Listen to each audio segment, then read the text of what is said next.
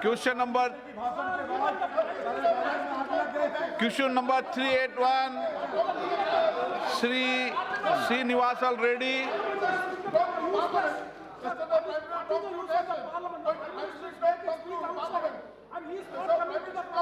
Srinivasal Reddy. Shri Ashok Mahadev Rao Nete. Hello, Srinivasal Reddy. No. धन्यवाद अध्यक्ष महोदय। अध्यक्ष महोदय, देश के विशेषकर जनजाति बहुल क्षेत्रों में मध्यम और लघु सिंचाई तथा रेल परियोजना में पर्यावरणीय वन मंजूरी विलंब होने से क्षेत्र का विकास पूरी तरह से अवरुद्ध हो जाता है। अध्यक्ष महोदय, अतः इस संदर्भ में मैं माननीय पर्यावरण एवं वन मंत्री जी से प्रश्न पूछना चाहूँगा कि क्या वह विशेषकर जनजाति बहुल क्षेत्रों की लघु और मध्यम सिंचाई तथा रेल परियोजनाओं की प्राथमिकता के आधार पर शीघ्र पर्यावरणीय वन मंजूरी प्रदान किए जाने हेतु कदम उठाएंगे।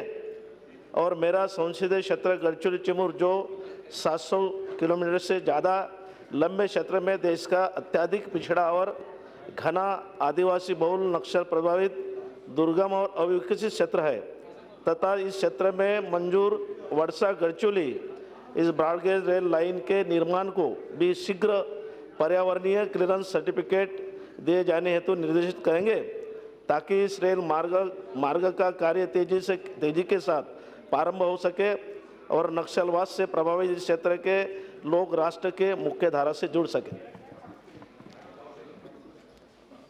ये प्रश्न महत्व का है जो अशोक नेते जी ने पूछा है।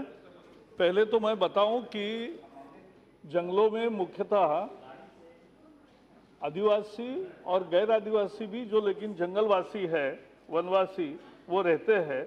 और इसके लिए हमने इरिगेशन प्रोजेक्ट्स, महत्व क्या है, क्योंकि वहाँ पानी की उपलब्धता हो, पट्टे मिले जमीन के लेकिन पानी नहीं है तो क्या करेंगे, तो इसलिए 2000 हेक्टेयर से कम जहाँ इरिगेशन है वहाँ ईसी की अब कोई ज़रूरत नहीं है। जो 2000 से 10,000 हेक्टेयर तक का जो ये है प्रोजेक्ट, उसको रीजनल ऑफिस से ही हमारी परमिशन मिलती है।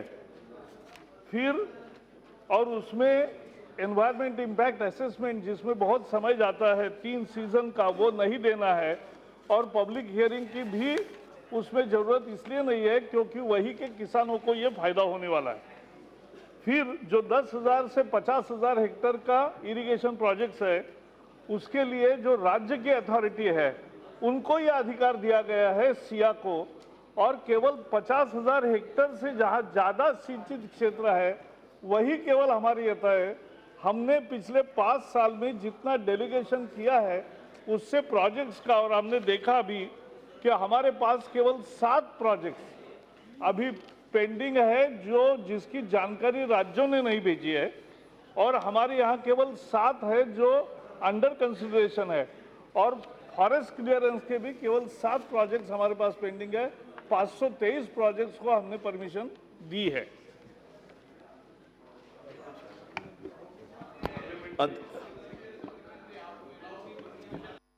कोर्ट में पूछना। अध्यक्ष महोदय, वर्षा गढ़चिरौली ये जो रेल परियोजना है कई दिनों से पर्यावरण क्लियरेंस के वजह से रुका हुआ है। मेरे मंत्री महोदय से ये प्रश्न है कि ये जो रुका हुआ, पर्यावरण के वजह से रुका हुआ जो रेल परियोजना है, इसको आप कब तक के पर्यावरण क्लियरेंस देंगे, ऐसा मैं प्रश्न पूछता हूँ।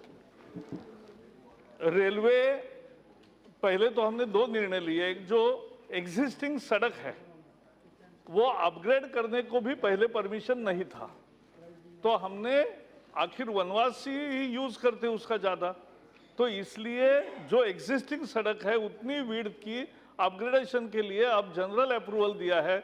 उसके लिए हमारे पास फाइल भेजने की जरूरत नहीं। जो चौड़ा करना है सड़क और रेलवे का नया प्रोजेक्ट है, उसके लिए प्रोसेस वही होगी, लेकिन ये जरा मामला, कुछ मामले एनजीटी में गए हैं, वो भी हम उसका फॉलोअप कर रहे हैं ताकि ये जल्दी एक बार फैसला हो जाए। अकोला खंडवा लाइन का भी मुद्दा है, उसके साथ साथ दूसरे भी अनेक प्रदेशों में रेलवे का मीटर गेज का ब्रॉड गेज करते समय भी फॉरेस्ट के रिपोर्ट्स राज्यों से ऐसे आते हैं कि उसको परमिशन मिलने में देने में दिक्कत देते हैं। तो मैं सभी राज्यों के मंत्रियों के और एनवायरमेंट मिनिस्टर्स के साथ भी हम बैठक कर रहे हैं कि ये जरा सुचारू प्रक्रिया हो ताकि हमें फिर दिक्कत नहीं आएगी। Sri Srinivas Patil.